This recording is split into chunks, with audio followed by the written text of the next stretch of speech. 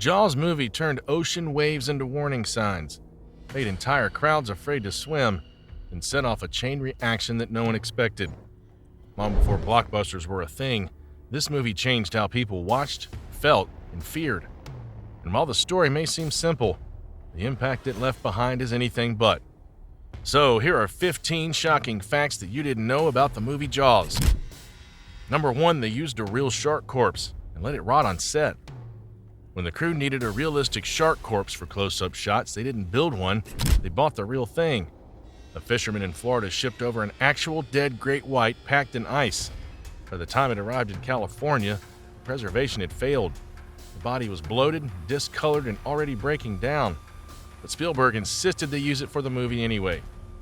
The shark was hung and shot from multiple angles even as it began to decompose. The editing room turned into a biohazard. Flies swarmed and the stench soaked into the equipment, and the footage had to be carefully trimmed around the rot. Editor Verna Field said the smell was unbearable. Some crew members couldn't stay in the same room for more than a few minutes. Number 2, the opening kill took 3 days to perfect. The first death in Jaws wasn't done with special effects. It was done with ropes, pulleys, and a stunt woman screaming in the dark. Susan Backlinie, a trained swimmer, was strapped into a harness system beneath the water. Off-screen, crew members on opposite sides yanked her left and right, jerking her body violently to mimic the shark's pull. Spielberg didn't warn her when the pulls were coming. He wanted panic. What he got were real screams and bruises. The water was freezing, the takes were endless, and the system controlling her was relentless. After 3 days of filming, Backlinie was exhausted, battered, and soaked to the bone. But the shot was burned into cinema history. Spielberg later said her performance set the tone for the entire movie. And for Susan, the terror was real, not just acting. Number 3, the Orca boat literally sank with the actors still on board. During one afternoon shoot, everything went wrong. The Orca, Quint's rugged fishing boat and the centerpiece of the second half of the film, began to sink with actors and cameras still aboard. The ocean wasn't rough, but the barge carrying the camera crew wasn't positioned correctly, and water started rushing into the boat's rear. Roy Scheider and Richard Dreyfuss scrambled for safety as crew members yelled for flotation devices. A few minutes later, the cameras went under too. One assistant director frantically radioed the mainland, "The boat is sinking! Send help!" Several reels of movie were waterlogged, including footage Spielberg desperately needed. Some were saved by quick drying and chemical treatment, but others were completely ruined. Dreyfuss later joked the shark wasn't the dangerous part, the boat was. From that day forward, crew members treated the Orca with the same caution they'd give a real predator. On this set, even the props could try to kill you. Number 4, blood-filled water drew real sharks to the set. The ocean scenes were shot off Martha's Vineyard in open water. No tanks, no green screens, just the Atlantic, deep and unpredictable. To film the attack scenes, the crew poured real blood and fish guts into the surf to simulate carnage. But the bait didn't only work for the camera. On several occasions, actual sharks were spotted circling the boats. Safety divers were put on alert. One shark came close enough to trigger a full stop in production. The boats had to be repositioned and certain effects were scaled back. Marine monitors warned that the repeated use of chum was like ringing a dinner bell. Spielberg admitted later that shooting at sea with blood in the water was one of the riskiest choices they made. And for a movie built on fear, it was the one time the monster lurking below was real and hungry. Number 5, after Jaws, beach attendance dropped and shark killings rose. The fear didn't end when the credits rolled. Across the U.S., beach attendance plummeted. Lifeguards reported quieter shores, families stayed inland, and swimmers second-guessed every ripple. Jaws had shifted public perception. Sharks were now movie monsters. In the years that follow, shark hunting soared. Sport fishers organized derbies. Local governments approved culls. Some experts estimate hundreds of thousands of sharks were killed in the aftermath. Peter Benchley, who wrote the original novel, spoke openly about his regret. He'd wanted to tell a thriller, not ignite a panic. Scientists pushed back, trying to explain that sharks rarely attack humans, but the damage was done. Spielberg's movie had reprogrammed the way people viewed the ocean.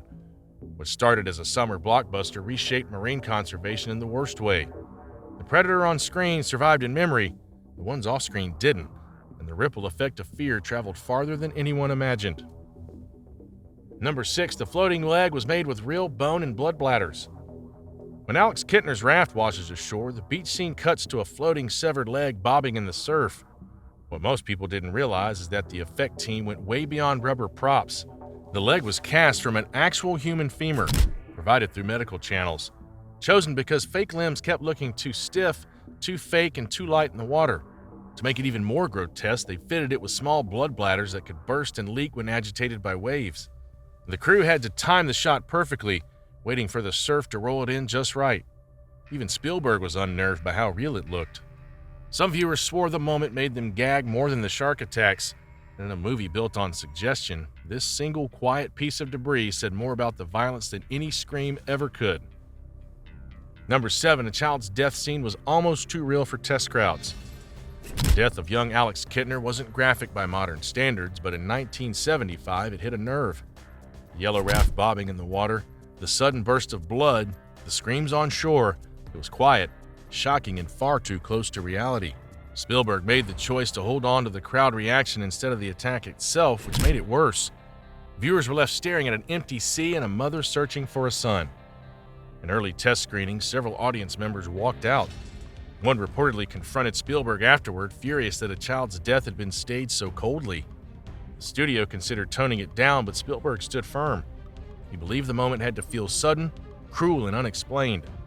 Years later, fans still talk about that scene, not because of what it showed, but because of what it refused to soften. It's the part that lingered. Number 8, Robert Shaw and Richard Dreyfuss nearly came to blows off camera. The tension between Quint and Hooper didn't need acting. Robert Shaw, brilliant and unpredictable, was also drinking heavily during production. He resented Dreyfuss. Too young, too Hollywood, too different. He mocked him between takes, dared him to climb the mast, challenged him to stunts, and once threw his drink in Dreyfuss's face. The crew was split. Some found it entertaining, others worried it would derail the film. Spielberg let it play out, believing the hostility added something raw to their performances. One night on the boat, the insults got loud enough to halt shooting. Dreyfuss stormed off. Shaw laughed. The next morning, they were back in costume like nothing happened.